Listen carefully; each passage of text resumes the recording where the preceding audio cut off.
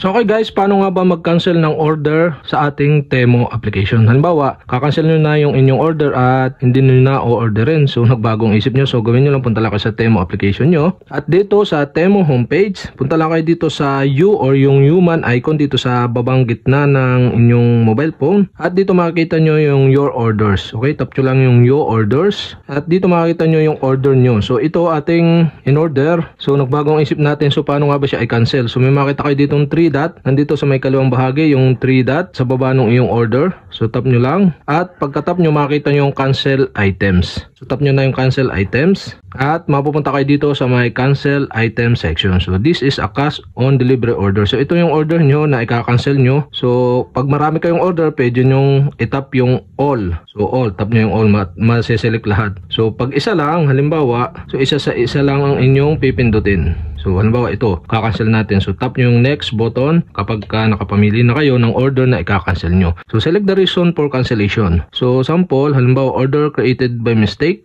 So pwedeng ito. O forgot to apply coupon. So pwedeng ito. Items would not arrive time. So pagka ganyan, yan, mamili lang kayo. Item price too high. So depende sa gusto nyo. So halimbawa, need to change shipping speed or need to change billing address. So sample natin, need to change billing address. So try natin palitan yung billing address or so, item price too high. Sample lang. So tap yun na yung next button sa baba kapag nakapamili na kayo ng reason. At okay, are you sure you want to cancel all items? So dito sa baba mayroong dalawang button, keep order or confirm cancellation. Kapag nag-decide na kayo na gusto nyo nang i-cancel, so tap nyo yung confirm cancellation. Kapag nagbago lang yung isip nyo, pwede nyo yung keep order. So dahil cancel na natin yung ating order, tap nyo na yung confirm cancellation button dito sa pop-up. At yan, cancellation details. So cancellation complete. Yan guys, complete na daw yung ating cancellation at na-cancel na natin yung ating order. So okay, ganun lang kadali mag-cancel ng order sa Temu.